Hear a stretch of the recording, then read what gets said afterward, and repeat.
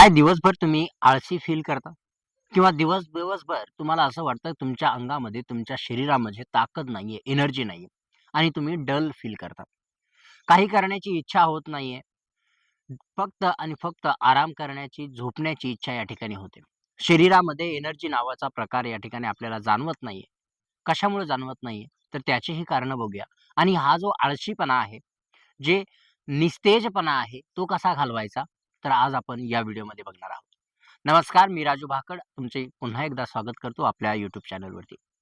आज आपण बघूया एक असा प्राणायाम, ज्यामुळे तुमचा आळस जो आहे दूर जाईल आणि मेन म्हणजे जर तुमच्या शरीरामध्ये ब्लड सर्क्युलेशन चांगलं होत नसेल, तुमचा चेहरा जो आहे निस्तेज झाला असेल, तुमच्या चेहऱ्यावरती तेज राहिलं नसेल, तर ते तेज जे आहे कशाप्रकारे तुम्ही पुन्हा आणू शकता. त्याचबरोबर तुमचं डायजेशन जे आहे, चयापचय क्रिया ही अ, कमी झाली आहे, स्लो झाली आहे आणि त्याचबरोबर तुमचा शरीराचा आकार या ठिकाणी पोटापासून वाढत आहे. या ठिकाणी फॅट वाढला आहे. डायजेशन खूप स्लो झालेलं आहे. तर हा सगळा जो प्रॉब्लेम आहे, तो कसा सॉल्व्ह करायचा? तर आजच्या व्हिडिओमध्ये आपण बघणार आहोत. फक्त असा एक प्राणायाम आहे, जो एकच प्राणायाम करून तुम्ही जे आहे, हे जे सगळे प्रॉब्लेम्स आहेत, त्याला दूर करू शकता. पहिला जो प्रॉब्लेम आहे, तो म्हणजे निस्तेजपणा, चेहऱ्याचं तेज परत आणू शकता आणि तुमचा चेहरा पहिल्यासारखा पुन्हा तेजस्वी होऊ शकतो. दुसरी गोष्ट म्हणजे तुमचं शरीर जे आहे थकल्यासारखं वाटतंय, एनर्जी नाहीये. त्या एनर्जीला परत आणू शकता. तुमचे डायजेशन जे आहे, चयापचय क्रिया स्लो झाली असेल, त्याला पुन्हा तुम्ही या ठिकाणी चांगल्या पद्धतीने ॲक्टिव्ह करू शकता. शरीराची चयापचय क्रिया जर ॲक्टिव्ह झाली, तर ब्लड सर्क्युलेशन चांगलं होईल. ब्लड सर्क्युलेशन चांगलं झालं, तर व्हाईस वर्सा डायजेशन चांगलं होईल. तर हे ब्लड सर्क्युलेशन जे आहे, ते कशा पद्धतीने तुम्ही सुधारू शकता, तर फक्त एक प्राणायामाद्वारे. हा जो प्राणायाम आहे तुम्हाला फक्त रोज करायचा आहे 5 ते 10 मिनिट. आणि कोणी करू नये तर सगळ्यात महत्त्वाचं म्हणजे मी या प्राणायामचे फायदे सांगतो आणि प्राणायामचे फायदे झाल्यानंतर म्हणजे एवढे जे प्रॉब्लेम आहेत ते सगळे सॉल्व्ह होतात. म्हणजे हे सगळे काय आहेत त्याचे फायदे आहेत. आणि त्याचे जर कोणी करू नये तर या सगळ्यात अगोदर मी या प्राणायामाचं नाव सांगून देतो. हा जो प्राणायाम आहे तो म्हणजे कपालभाती प्राणायाम.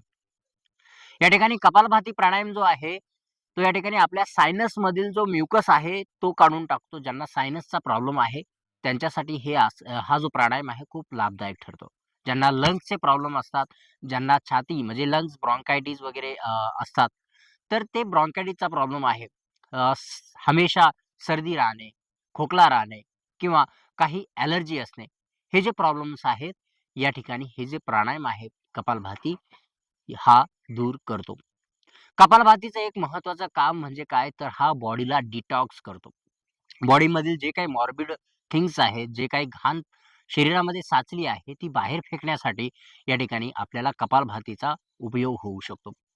त्यामुळे हा जो प्राणायाम आहे तुम्हाला डेली करायला पाहिजे.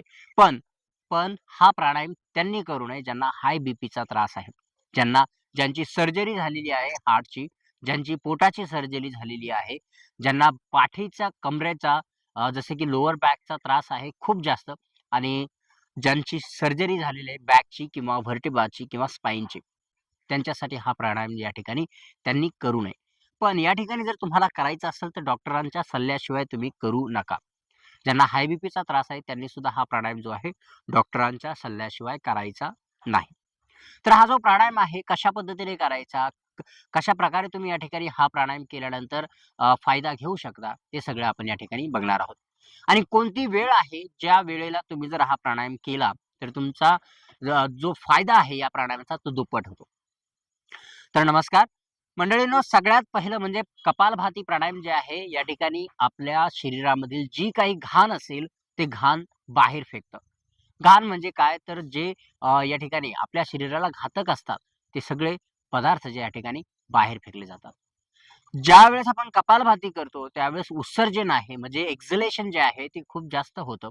यामध्ये कपालभातीमध्ये जर बघितलं, तर जे ॲक्टिव्ह एक्झलेशन असतं आणि पॅसिव्ह इनहेलेशन असतं. म्हणजे आपलं लक्ष पूर्ण कशावरती असतं? श्वास बाहेर टाकण्यावरती असतं आणि श्वास घेण्यावरती खूप कमी लक्ष असतं. तर यामध्ये काय करायचं? पूर्ण लक्ष आपल्याला श्वास बाहेर टाकण्यावरती करायचंय. जेणेकरून आपल्या शरीराची जी पोटाची खास करून हालचाल आहे, ज्यावेळी आपण श्वास सोडतो, बाहेर फेकतो, त्यावेळेस पोट जे आहे आतमध्ये जातं आणि आपला श्वास जो आहे बाहेर फेकला जातो. आता या ठिकाणी बघू शकता जर पोटाची हालचाल होत असेल पाठीमागे-पुढे, पाठीमागे-पुढे, तर ह्या पोटाच्या हालचालीमुळे काय होतं, तर पोटाच्या आतमधील जे डायजेस्टिव्ह ऑर्गन्स असतात, जे चयापचय क्रियेला हेल्प करतात, ते अवयव जे आहेत त्यांना एक प्रकारची मशाज मिळते आणि ती मशाज मिळाल्यामुळे ते आपलं काम जे आहे अजून चांगल्या पद्धतीने या ठिकाणी करू शकतात. आणि त्यामुळे आपल्याला डायजेशन जे आहे, आपलं चयापचय क्रिया जी आहे, अन्नपचनाची जी क्रिया आहे, ती सुधारते आणि आपल्याला या ठिकाणी हलकं-हलकं फील होतं. त्याचबरोबर आपलं पोट जे आहे या ठिकाणी साफ व्हायला सुरुवात होते. जर एखाद्याचा पोटाचा प्रॉब्लेम असेल, गॅसेसचा प्रॉब्लेम असेल, ब्लोटिंगचा प्रॉब्लेम असेल, एखाद्याचं पोट नीटसं साफ होत नसेल, तर कपालभाती केल्यामुळे त्यांचं पोट जे आहे चांगल्या प्रकारे साफ होतं. एकंदरीत काय तर कपालभाती प्राणायाम असा प्राणायाम आहे जो प्राणवायू आहे, प्राण, अपान, व्यान, उदान हे जे वायू आहेत, पंचवायू, त्या सगळ्या वायूंना काय करतो ते बॅलन्स करण्याचा प्रयत्न करतो. जे काही प्राणायाम असतात ते म्हणजे आपल्या प्राणला बॅलन्स करतात आणि एकदा का प्राण बॅलन्स झाले, तर आपल्या शरीराची जी म्हणजे जसं ज्याप्रमाणे आपण म्हणतो ना वात, पित्त आणि कफ. हे वात, पित्त, कफ जे आहे हे 3 जर बॅलन्स झाले, तर आपले शरीर कसं असतं? निरोगी असतं. त्याचप्रमाणे प्राणायाम जे आहेत आपल्या वात, पित्त आणि कफला सुद्धा बॅलन्स करतात. त्याचबरोबर या पंचप्राणाला सुद्धा बॅलन्स या ठिकाणी करतात. तर सगळ्यात महत्त्वाचं म्हणजे आता प्राणायाम करायचा कसा? जसं मी सांगितलं कोणी करू नये. तर तेवढी काळजी तुम्ही या ठिकाणी घ्या. पण जर हा व्हिडिओ तुम्ही बघत असाल आणि तुमच्या कोणाला जर या व्हिडिओची गरज असेल, ज्यांना गॅसेसचा प्रॉब्लेम आहे, ज्यांना डायजेशनचा प्रॉब्लेम आहे, ज्यांच्या शरीराची हालचाल खूप कमी होते, तर त्यांच्यासाठी हा व्हिडिओ नक्की पाठवा. ठीक आहे. तर सगळ्यात महत्त्वाचं म्हणजे आपल्याला सर्वात पहिले एका सिटिंग पोश्चरमध्ये यायचं, ज्या पोश्चरमध्ये आपण जास्त वेळ बसू शकतो. अशा पद्धतीने पद्मासन, अर्धपद्मासन किंवा सुखासनमध्ये तुम्ही या ठिकाणी बसू शकता. आता बऱ्याच जणांचा प्रश्न असतो, की मला पद्मासनमध्ये बसण्याची खूप इच्छा आहे, पण पद्मासनमध्ये बसू शकत नाही. ज्यावेळेस मी एक पाय वरती घेतो, दुसरा पाय या ठिकाणी वरती घेता येत नाही. मंडळींनो, या ठिकाणी यासाठी जे आहे आपण एक डेडिकेटेड व्हिडिओ जो आहे पद्मासन कसं करावं या ठिकाणी बनवलेला आहे. त्याची लिंक सुद्धा या ठिकाणी मी देईन. त्याचबरोबर जर तुम्हाला नवीन एक व्हिडिओ लागत असेल नवा कोरा, तर पूर्ण डिटेलमध्ये माहिती मी या ठिकाणी देईन. फक्त कमेंट करून सांगा, की पद्मासनचा व्हिडिओ आम्हाला पाहिजे. नुसतं पद्मासन जरी तुम्ही या ठिकाणी कमेंट केली, तर मी समजून घेईल, की तुम्हाला पद्मासनचा व्हिडिओ पाहिजे. ओके. तर मंडळींनो, सगळ्यात पहिलं म्हणजे आपल्याला पोटाचा जो घेर आहे तो मोकळा ठेवायचा आहे. पोटाचा घेर मोकळा ठेवण्याचं कारण हे, की ज्यावेळेस आपण ही मूव्हमेंट करू पोटाची, त्यावेळेस पोट कसं पाहिजे? मोकळं पाहिजे. त्यासाठी आपल्याला एक पाठ सरळ ठेवायची आहे. दुसरं पाठ वाकवायची नाहीये. पाठ सरळ ठेवायची. पाठ सरळ ठेवल्यानंतर या ठिकाणी बघायचंय आपली जी हनवटी आहे, ही समांतर पाहिजे जमिनीला. जमिनीला समांतर असेल, ना खाली जास्त पाहिजे, ना वरतं पाहिजे, ना साईडला पाहिजे, ना तिरछं पाहिजे. ठीक आहे? तर अशा ठिकाणी आपल्याला पाठ सरळ ठेवायची आहे. आपली हनवटी जी आहे समांतर असली पाहिजे. सगळ्यात महत्त्वाचं म्हणजे हा प्राणायाम केला कधी पाहिजे? हा तुमचा पहिला प्रश्न असेल, तर हा प्राणायाम जो आहे खास करून तुम्ही या ठिकाणी मॉर्निंगला करायला पाहिजे. मॉर्निंगला याच्यासाठी, की त्यावेळेस काय होतं, की आपलं शरीर ॲक्टिव्ह नसतं. ठीक आहे? पूर्ण ॲक्टिव्ह नसतं आणि ॲक्टिव्ह नसल्यामुळे आपण त्या शरीराला ॲक्टिव्ह जर केलं, तर दिवसभर आपण फ्रेश राहू. ठीक आहे? आणि कपालभातीमुळे काय होईल, तुमच्या दिवसाची सुरुवात पॉझिटिव्ह होईल. ठीक आहे? आणि दुसरी गोष्ट म्हणजे संध्याकाळी का करू नये? तर याचं एक कारण आहे, की काही-काहींना जे आहे कपालभाती केल्यामुळे शरीर खूप जास्त ॲक्टिव्ह होतं आणि एकदा का शरीर ॲक्टिव्ह झालं, की रात्री झोप येत नाही. दुसरी गोष्ट अशी असते, की बऱ्याचदा असं होतं, की आपण इव्हनिंग स्नॅक्स वगैरे खातो. समजा 4-5 वाजेला जर आपण काही सॉरी नाश्ता वगैरे केला, तर त्यावेळेस आपण या सॉरी या ठिकाणी कपालभाती करू शकत नाही. त्याचबरोबर संध्याकाळी जर आपण करण्याचा प्रयत्न केला, तर ते जर पोट हलकं नसेल, साफ नसेल, तर ते करू शकत नाही. त्यामुळे आपल्याला काय करायचंय अर्ली मॉर्निंगला आपण लवकर उठून आधी पोट साफ करून घ्यायचंय, टॉयलेटला जायचंय. त्यानंतर आल्यानंतर या ठिकाणी आपल्याला कपालभाती या ठिकाणी करायची आहे. म्हणजे पोट तर एक मोकळं आहे आणि तुम्ही आरामशीर या पोटाची मूव्हमेंट करू शकता आणि जास्त वेळ बसू शकता आणि यामुळे शरीर ॲक्टिव्ह होईल आणि त्याचा फायदा तुम्हाला होणार आहे, नुकसान होणार नाही. कपालभाती रात्री केल्यामुळे, संध्याकाळी केल्यामुळे शरीर ॲक्टिव्ह होऊ शकतं आणि तुम्हाला झोप येणार नाही. हा सुद्धा कधी-कधी प्रॉब्लेम होऊ शकतो. ठीक आहे? तर हा जो प्राणायाम आहे, तो मॉर्निंगला करायचा. ओके. यानंतर जेवण झाल्यानंतर हा प्राणायाम कधीच करायचा नाहीये.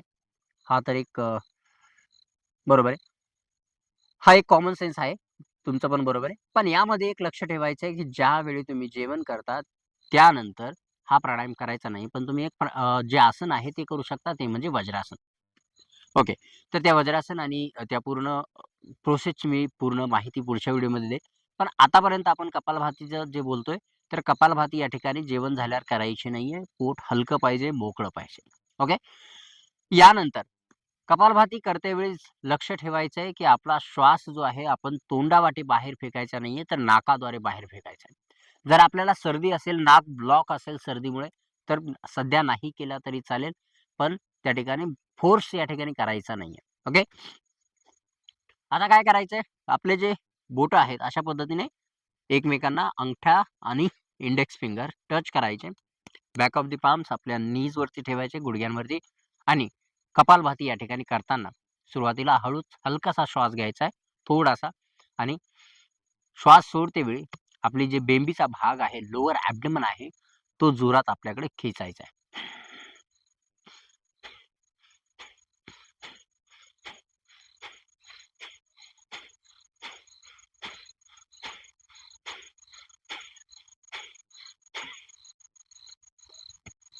5 ते 10 वेळा केल्यानंतर या ठिकाणी तुम्ही आराम करायचा आहे आणि ज्यावेळेस तुम्ही कपालभाती करताय, त्यावेळेस डोळे बंद असतील. 5 ते 10 वेळा रिपिटेशन केल्यानंतर, स्ट्रोक केल्यानंतर काय करायचंय? झाल्यानंतर शांत बसायचंय आणि आपल्या ब्रेथवरती फोकस करायचंय. श्वासावरती फोकस करायचंय, की कशा पद्धतीने श्वास आहे, फास्ट आहे, स्लो आहे, फक्त त्यावरती लक्ष केंद्रित करायचं.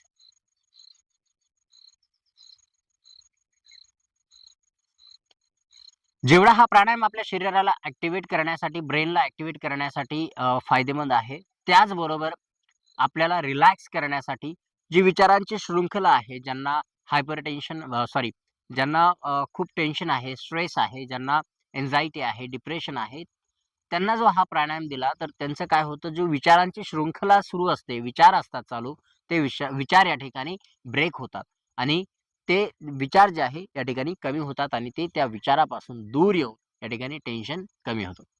त्यामुळे काय करायचं नेहमी ज्यावेळेस हा प्राणायाम करत असाल, त्यावेळेस पूर्ण लक्ष आपलं ब्रीथिंगवरती असायला पाहिजे. ब्रीथिंगच्या बाजूला म्हणजे दुसऱ्या गोष्टींवरती लक्ष द्यायचं नाहीये. पूर्ण लक्ष आपल्या ब्रीथिंगवरती, श्वासांवरती या ठिकाणी केंद्रित करायचं आहे. सुरुवातीला असंही होईल, की तुम्हाला श्वास घेण्यासाठी आणि सोडण्यासाठी किंवा कपालभाती करण्यासाठी प्रॉब्लेम होईल, की कशा पद्धतीने करायची आहे, कशा पद्धतीने करायची नाही. पण यामध्ये लक्ष ठेवायचं की ज्यावेळेस तुम्ही श्वास घ्याल, हळू श्वास घेताना पोटाला फुगवायचा आहे आणि श्वास सोडताना हळूच या ठिकाणी पोट जे आहे आतमध्ये खेचायचं आहे. श्वास घ्यायचा आहे, पोट फुगवायचं आहे. पोट आतमध्ये, श्वास बाहेर. सुरुवातीला हळू करण्याचा प्रयत्न करा आणि त्यानंतर स्पीड वाढवली तरी चालेल.